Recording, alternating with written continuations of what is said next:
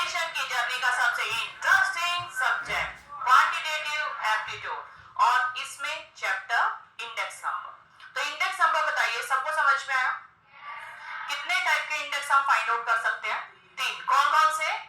Price index, quantity index, value index. इनको find out करने के कितने मेथड है हमारे पास? 2। कौन कौन से?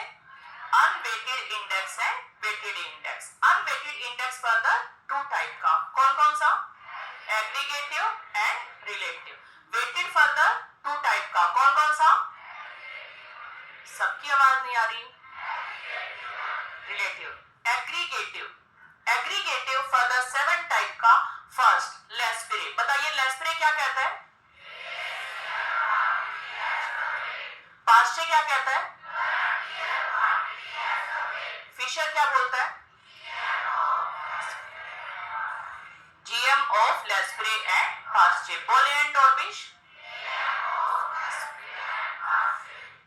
मार्शल एजवर्थ, कैले,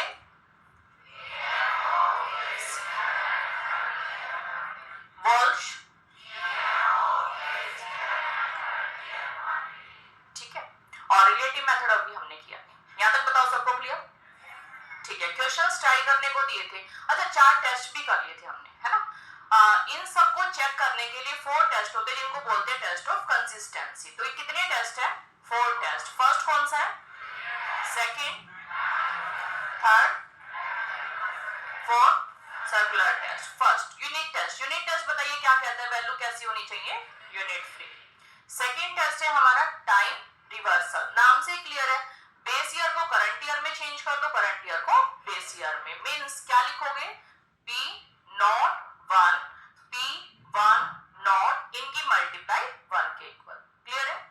नेक्स्ट थर्ड है फैक्टर रिवर्सल। फैक्टर ही रिवर्स हो जाएगा, यानी कि प्राइस इनटू क्वांटिटी किसके इक्वल? Value index. तो बताइए किसके इक्वल?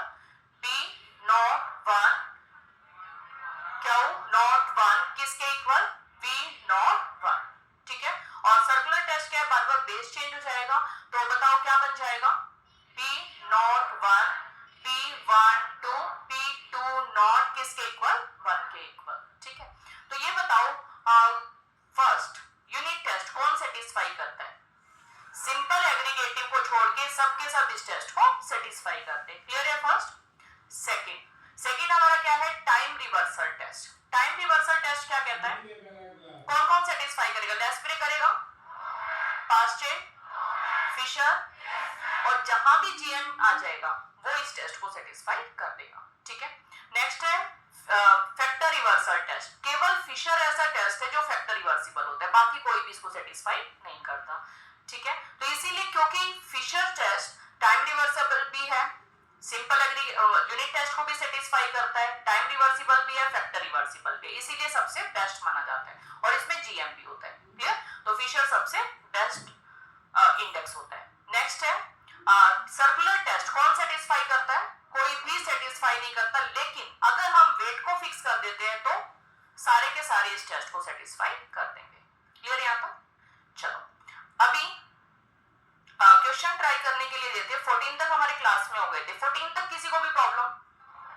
कोई भी स्टूडेंट जिसको 14 तक प्रॉब्लम हो हैंड रेज कर लेना अगर किसी को प्रॉब्लम है तो। हाँ जी, 11th क्वेश्चन देखिए क्या कह रहा है? If the price of all commodity in a place, कितनी इंक्रीज हो गई? जितनी भी थी उसका 1.25 टाइम इंक्रीज हो गई, यानी कि अगर कोई वैल्यू 100 है तो इंक्रीमेंट कितना आ गया? 125। तो अगर इतना इंक्रीज हो गया है तो इंडेक्स कितना बन जाएगा? 225। ठीक है, हाँ जी, कौन सा? 5th question. हाँ जी, 5th क्वेश्चन 9075 और 9080।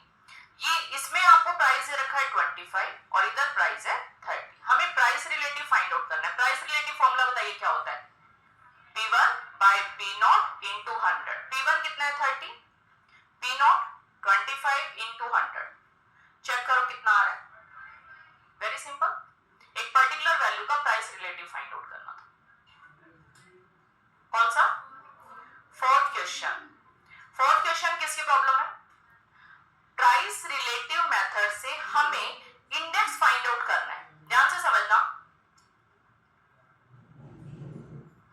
सबसे पहले हम रिलेटिव फाइंड आउट करेंगे। रिलेटिव कैसे फाइंड आउट करते हैं? P1 बाय P0 इंटू 100, सारी वैल्यू हम परसेंटेज में कन्वर्ट कर देंगे। क्लियर इतनी बात? करो सॉल्व। 7 बाय 5 इंटू 100 किसके इक्वल आ रहा है? 140। Next 10 by 8 into 100 125। 32 by 25 into 100 12 by 6 into 100 200। यहां तक ओके? क्लियर यहां तक? अब ये तो आ गए हमारे सारे प्राइस रिलेटिव। अब प्राइस रिलेटिव से हमें इंडेक्स फाइंड आउट करना है, ठीक है? इंडेक्स कैसे फाइंड आउट होता है? जो ये वैल्यू आई है इसका एवरेज फाइंड आउट कर देंगे, ठीक है? यानी कि sum of observation divide by total number of observation. Clear है? तो इसका एवरेज फाइंड आउट करो, कितना आया? 148.25। अब बताइए किसी को प्रॉब्लम? सिंपल। तो प्राइस रिलेटिव सबकी आवाज बताओ किसके इक्वल होता है? P1 bye P0 into 100। तो केवल प्राइस रिलेटिव आई इतना ही करना है। प्राइस रिलेटिव से इंडेक्स पूछे तो आपको एवरेज फाइंड आउट करना है, ठीक है? एवरेज फाइंड आउट करना आता है सभी को। Sum of observation divide by total number of observation. Simple, ठीक है? हाँ जी, और बताइए कोई प्रॉब्लम? 13 क्वेश्चन ये कह रहा है कि prices of all commodity decrease 35%। 35% decrease हो गया तो बताओ कितना रह गया? क्लियर? 100 था, 35 डिक्रीज हो गया तो कितनी वैल्यू आ जाएगी? वेरी सिंपल, ठीक है? हाँ जी, और बताइए कौन सा? 10th क्वेश्चन ये कह रहे हैं 55% डिक्रीज हो गई तो कितनी रह गई? 15%, ठीक है? हाँ जी, और बताओ 14 तक कोई प्रॉब्लम किसी की? 14 क्वेश्चन तक किसी भी स्टूडेंट की प्रॉब्लम? किसी की भी नहीं है? चलो नेक्स्ट देखिए 15th क्वेश्चन। ये सभी ट्राई करके आए हैं? हो गया सभी का? किसी की भी प्रॉब्लम? सारे पार्ट की है? अभी करो फटाफट। सबसे पहले लेस्पिरे। लेस्पिरे फॉर्मूला बताइए, सबकी आवाज आनी चाहिए। लेस्पिरे क्या कहता है? Base year quantity as a weight. Basic formula पता है? Sigma P1 by sigma P0। तो sigma P1 by sigma P0 base year quantity as a weight. Okay यहां तक? अब फाइंड आउट करो P1 Q0। P1 Q0 18 into 4 memory plus 6 into 5 memory plus 20 into 6 memory plus 14 into 3 memory plus MRC। Check करके बताओ मुझे कितना आ रहा है? कितना? 264। सभी का आ गया? किसी भी स्टूडेंट का ना आए तो हैंड रेज कर लेना, ठीक है? कैलकुलेशन में बता दूंगी। जो स्टूडेंट कल नए आए थे वो क्लियर है उनको, ठीक है? हाँ जी, P0 Q0 बताइए। 18 into 3 memory plus 6 into 5 memory plus 20 into 4 memory plus 14 into 1 memory plus MRC। Check करो 178। करो सिंप्लीफाई, कितना? 3 1। यहां तक बताओ किसी को प्रॉब्लम?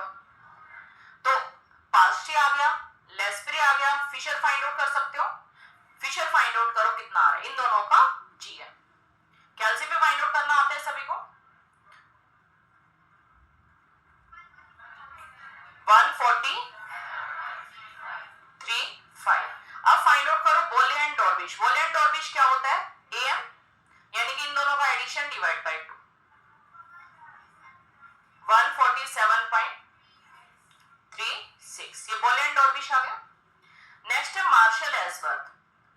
मार्शल एल्सवर्थ क्या कहता है? Sigma P1 by sigma P0। ये बेसिक फॉर्मूला हो गया। बेस ईयर और करंट ईयर क्वांटिटी का सम, यानी कि Q0 plus Q1। Similarly divide में Q0 प्लस Q1 इंटू 100। तो कैलकुलेट करो, Q0 पता है, Q1 पता है और इसकी मल्टीप्लाई करनी है P1 से। करो 18 plus 15 into 4 memory plus 6 plus 9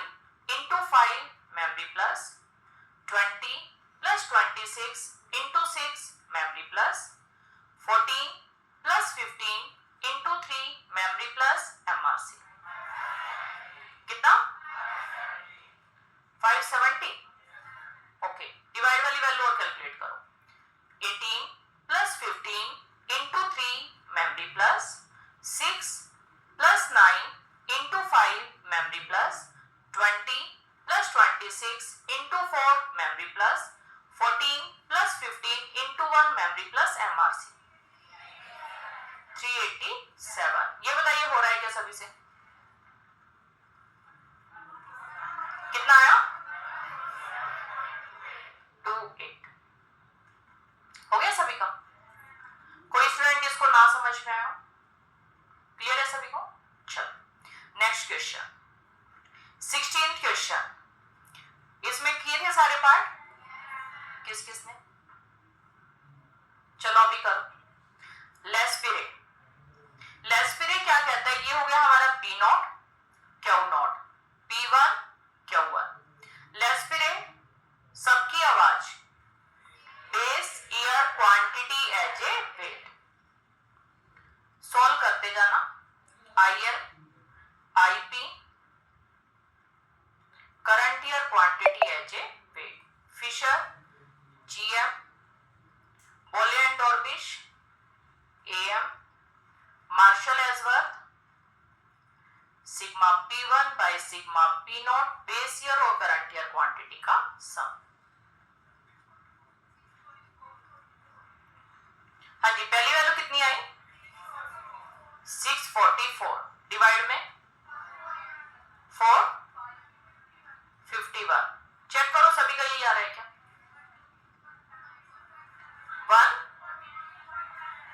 179। एक बार लेस्पिरे चेक करो सभी का आया क्या?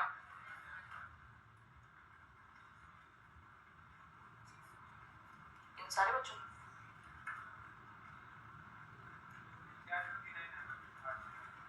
हाँ जी,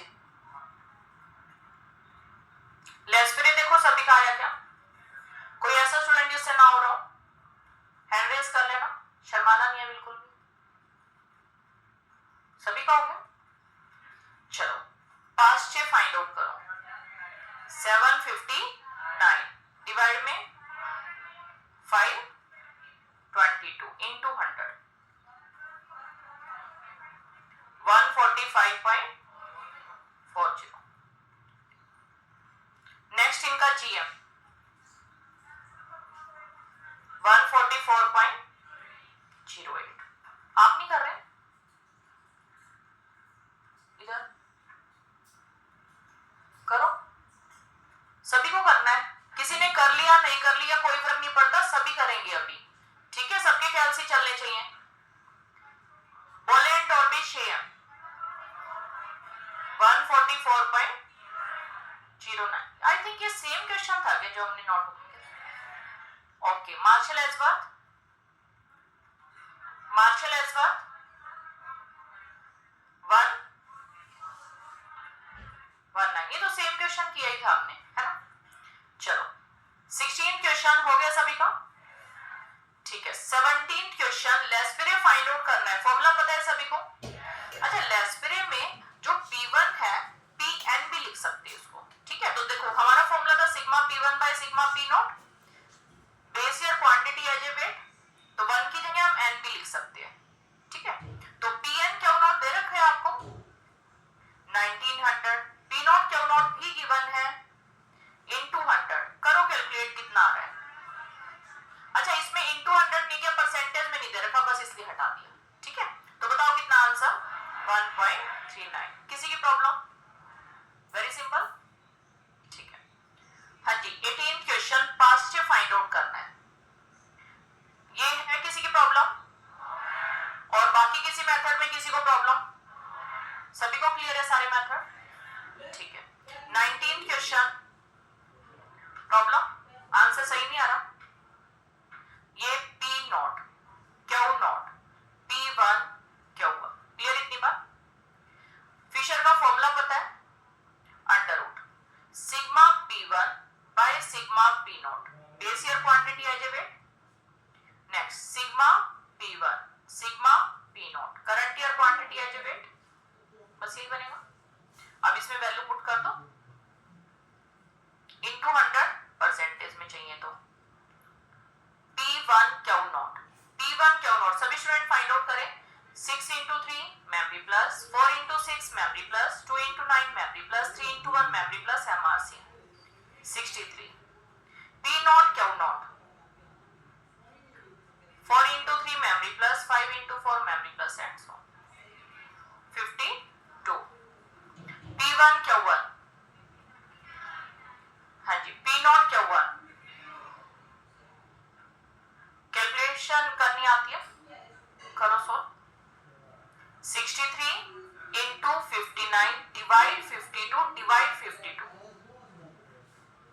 ठीक है, और इक्वल अंडर रूट इंटू, ये गड़बड़ की होगी, आपने यहाँ पे मल्टीप्लाई कर दिया होगा, ठीक है, आगे सही आंसर, ओके, हाँ जी, 20th क्वेश्चन, प्रॉब्लम देखो, यहां हमें फाइंड आउट करना है वेटेड एवरेज,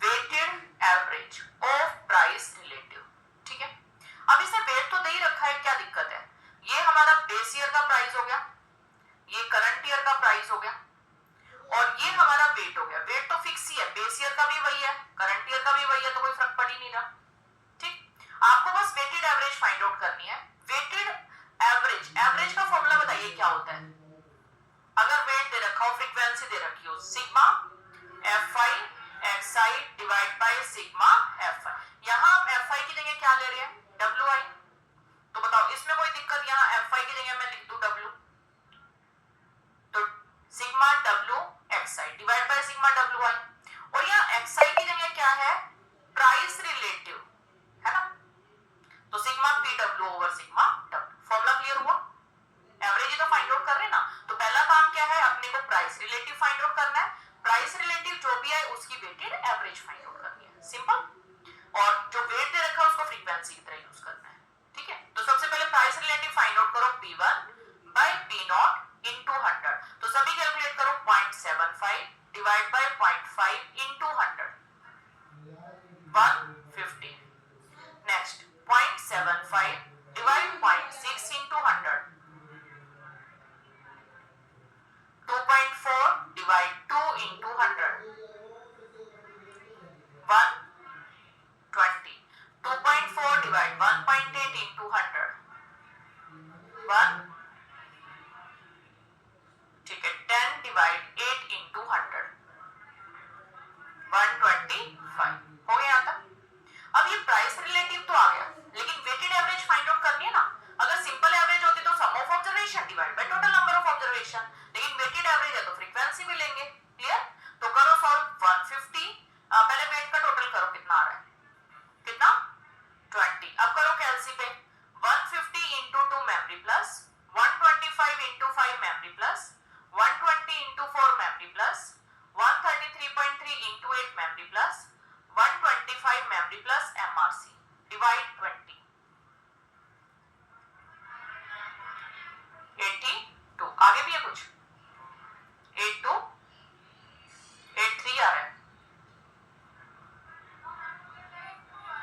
82 ही आ रहा है, वो इसके ऊपर डिपेंड हो गया ना, 333 कितने स्टेप तक ले दो, ठीक है, थोड़ा सा आंसर इससे वेरी कर गया, हाँ जी, 20th क्वेश्चन बताइए, क्लियर हुआ सभी को, किसी को भी प्रॉब्लम, तो बताओ weighted average of price relative, तो पहले प्राइस रिलेटिव फाइंड आउट किया, और बस उसकी वेट फ्रीक्वेंसी की तरह यूज करना है, सिंपल एवरेज फाइंड आउट करनी है, ठीक है, तो एवरेज फाइंड आउट करना आता है ना सभी को, sigma fi xi divide by sigma fi, तो यहाँ पे fi क्या है, वेट, और xi क्या है, प्राइस रिलेटिव, सिंपल, चलो next question 21, journal index find out करने में किसी को प्रॉब्लम, सभी का हो गया 100%, किसी की प्रॉब्लम नहीं है, प्रॉब्लम है, आई दे रखा है आपको, ये ऑलरेडी परसेंटेज में है, तो वापस से परसेंटेज में कन्वर्ट नहीं करना है, पहली बात तो ये, आई फाइंड आउट कर लिया, दे रखा है, डब्ल्यू दे रखा है, सिंपल एवरेज फाइंड आउट करनी है, एवरेज क्या होती है,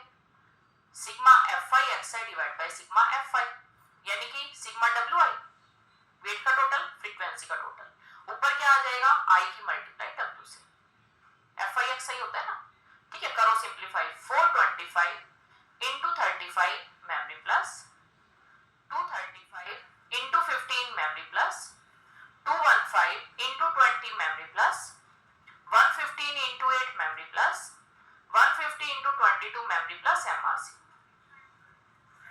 तो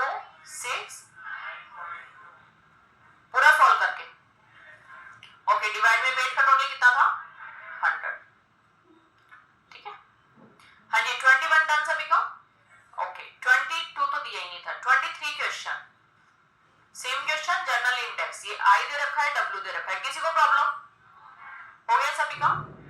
ठीक है। 24 क्वेश्चन, 24 बताइए किसी की प्रॉब्लम? 25 क्वेश्चन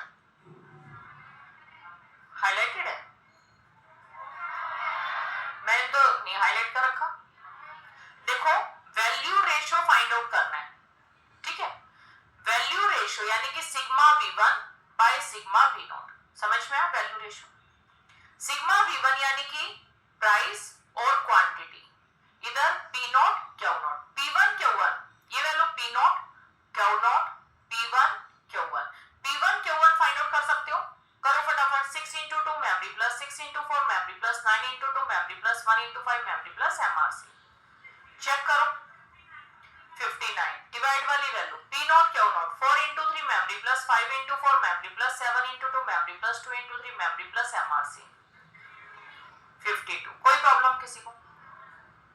ठीक है, बस इसको परसेंटेज में नहीं कन्वर्ट कर रखा, ठीक है? रेशो फाइंड आउट कर, डन, क्लियर? चलो नेक्स्ट 26 क्वेश्चन, ये बताइए किसी की प्रॉब्लम? प्राइस रिलेटिव दे ही रखा है ऑलरेडी परसेंटेज में, फिर से परसेंटेज में कन्वर्ट नहीं करना। वेट दे रखा है, फॉर्मूला बताइए सबकी आवाज, sigma PW divide by sigma W, ठीक है? सिंपल एवरेज फाइंड आउट करने, weighted average. 27 question, cost of living index, same Laspeyres का फॉर्मूला बनता है, तो लेस्पेरे का फॉर्मूला बताइए सभी को आता है? क्या कहता है Laspeyres? Base year quantity as a weight, तो बेस ईयर क्वांटिटी इसमें है, ऊपर PN बाय P0, तो ये आंसर हो जाएगा। कॉस्ट ऑफ लिविंग इंडेक्स बोल सकते हैं, कंज्यूमर प्राइस इंडेक्स बोल सकते हैं, और होलसेल प्राइस इंडेक्स भी ऐसे ही फाइंड आउट होता है।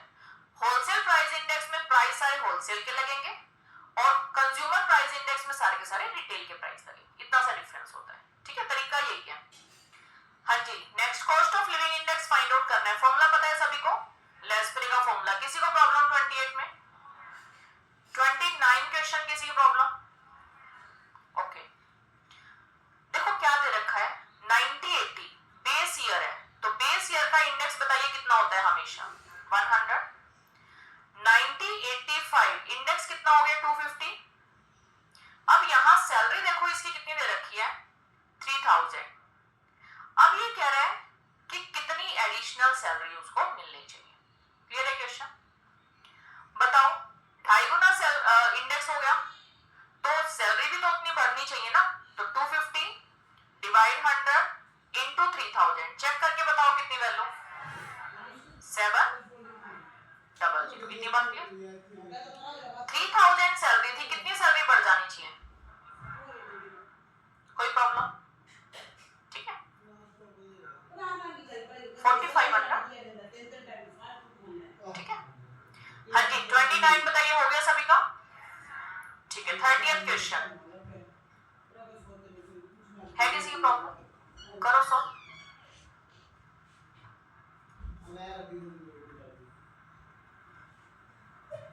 सभी स्टूडेंट ट्राई कर लिया? नहीं कर लिया दोबारा ट्राई करेंगे, फटाफट करते जाओ।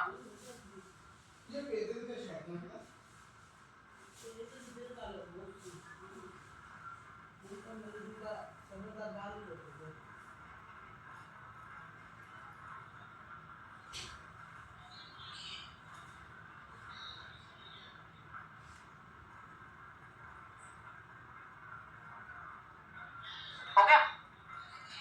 हो गया? हाँ जी, जिस जिसकी प्रॉब्लम थी चेक करके बताओ हो गया क्या? हो गया सभी का?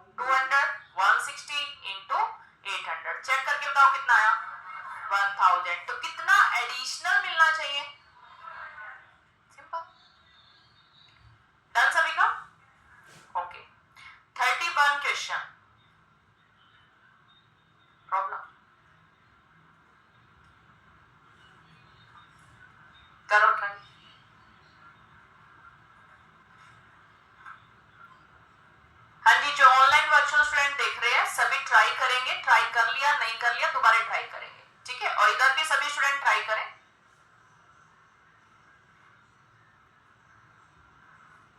इंपॉर्टेंट क्वेश्चन है, most important questions, most important questions, और बिल्कुल सिंपल है। 90, 60 और 90, 72 इंडेक्स कितना हो गया 250, बेस ईयर का कितना होता है 100, सैलरी कितनी थी 500, कितनी हो गई 750। Same standard of living maintain करना है, तो सैलरी उसकी कितनी होनी चाहिए थी 250 डिवाइड 100 इंटू 500, कितनी सैलरी होनी चाहिए थी 1250, लेकिन है कितनी उसकी सैलरी 750, तो कितनी सैलरी बढ़ जानी चाहिए 500, तो same standard of living maintain कर पाएगा, ठीक है। क्लियर है?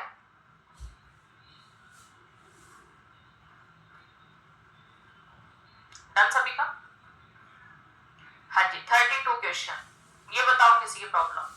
देखो कॉन्सेंट्रेट इस पे करना है, इन रियल टर्म से कोई मतलब नहीं, same standard of living maintain करना है, ठीक है। तो इसको इंपोर्टेंस दोगे। 110 इंडेक्स कितना है 110, कितना हो गया 200, सैलरी कितनी है 325, कितनी हो गई 500, तो same standard of living maintain करना है, तो कितना एडिशनल अमाउंट, ठीक है। तो करो फाइंड आउट, 200 के कोरोस्पोंडिंग डिवाइड बाय 110 इंटू 325, कितना 595 909, तो बताओ कितनी एडिशनल सैलरी मिलनी चाहिए 90.9 पर। सिंपल है, क्लियर। नेक्स्ट 33, अब यहां इस पे ध्यान दोगे, ये कह रहा है रियल वेज फाइंड आउट करना है, रियली कितना गेन या लॉस हुआ, ठीक है। अभी चेक करते हैं, पहले 110 था 200 इंडेक्स हो गया, सैलरी 325 है, ये पर डे की सैलरी होती है, वर्कर की सैलरी जो गवर्नमेंट काउंट करते हैं ना पर डे की सैलरी काउंट करती है, ठीक है, पर डे कितना मिल रहा है। तो अभी चेक करके बताओ रियल वेज कितना है, रियल वेज सबकी आवाज आनी चाहिए, क्या होता है फॉर्मूला मॉनेटरी टर्म में वैल्यू डिवाइड बाय उसी साल का इंडेक्स इनटू 100। वंस अगेन सबकी आवाज, मॉनेटरी टर्म में वैल्यू डिवाइड बाय उसी साल का इंडेक्स इनटू 100। वंस अगेन सबकी आवाज,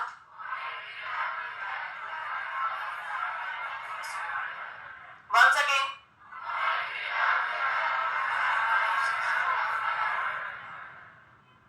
किस किस को याद नहीं अभी फॉर्मूला,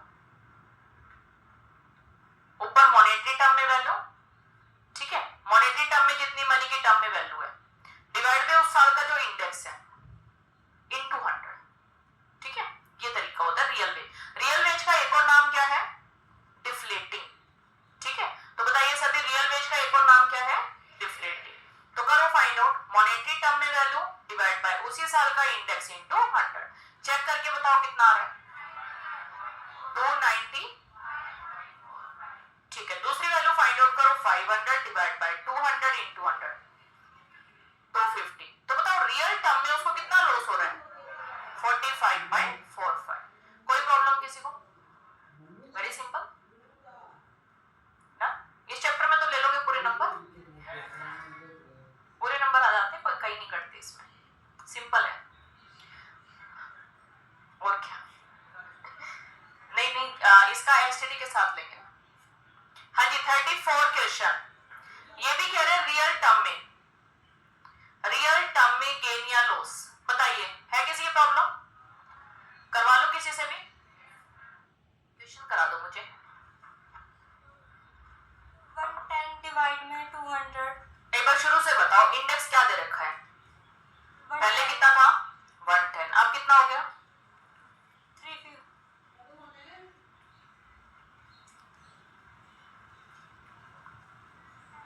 आराम से पढ़ो, मेरे को मत देखो, सिंग लगी है मेरे तो 200, ओके।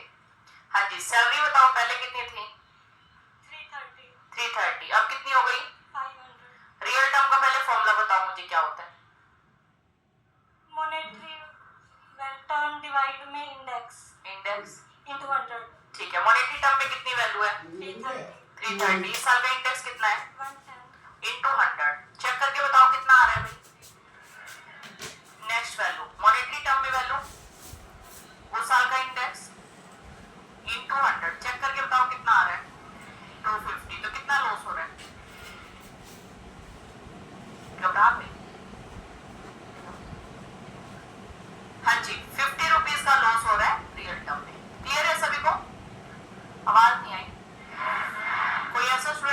कहाँ समझ में आया यहाँ तक? चलो नेक्स्ट 35 क्वेश्चन। ये भी हमें बोल रहे हैं रियल वेज क्या था। रियल वेज हर साल का सेम रहता है, ठीक है। ये कह रहे हैं कि 1957 में इंडेक्स कितना है 313 और सैलरी कितनी है 160। तो बेस ईयर का ये बोल रहे हैं 1957 में 313 इंडेक्स था, तो 1940 बेस ईयर था और 1957 फैक्ट्री का वर्कर का वेज कितना था 160। तो रियल वेज फाइंड आउट करो। तो रियल वेज तो हर साल का सेम ही रहेगा। क्या होता है मॉनेटरी टर्म में वैल्यू डिवाइड बाय उसी साल का इंडेक्स